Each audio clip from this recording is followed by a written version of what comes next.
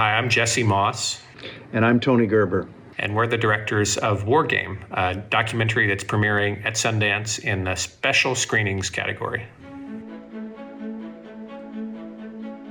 Like a lot of Americans, we're still trying to make sense of what happened on January 6, 2021 with the insurrection. And a little over a year ago, I found out that a veterans organization, Vet Voice, was going to conduct a very unusual war game simulation of the next insurrection, in which the U.S. military fragments and some members of the military throw their support behind the losing presidential candidate. And this struck me as a fascinating exercise, as a way to confront and think about the January 6th insurrection and what our political future is. And I immediately reached out to my friend and fellow director, Tony Gerber. We had a cast of 40, a crew of 80, 6 cinematographers with the action unfolding simultaneously in 4 different locations.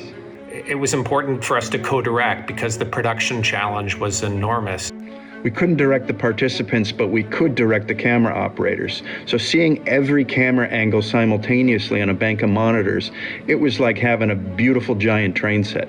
It's like having a ringside seat at the White House Situation Room with the president managing the gravest national crisis. And the adrenaline rush of doing that kind of work is extraordinary.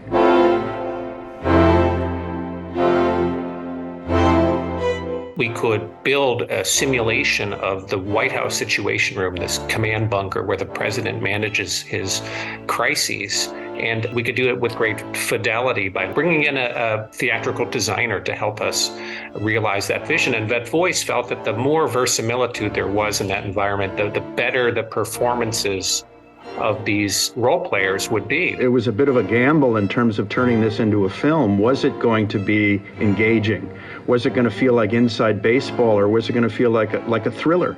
And I think at the end of the day, it is a thriller. The emotion was real. The fear was real.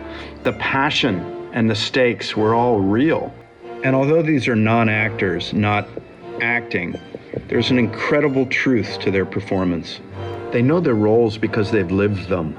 We had a former governor, 2 U.S. senators, retired generals, veterans of the CIA, the Department of Homeland Security, and the Department of Defense. We are so polarized and so partisan. What's unique about this project, this exercise, the group of people who were brought together, they're from both sides of the aisle politically. We shot it, most of it in one day, in real time, 6 hours, but it took a year to edit. We worked really hard to keep the action present and immersive, breaking out only occasionally for historical context and character insight. The backstories of all of the people involved in this war game are fascinating.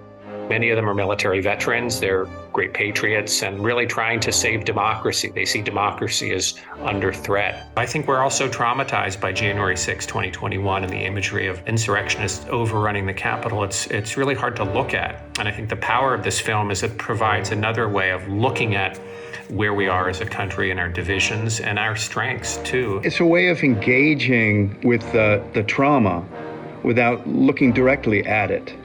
You know, in the end, the catharsis for both our role players and the audience is real.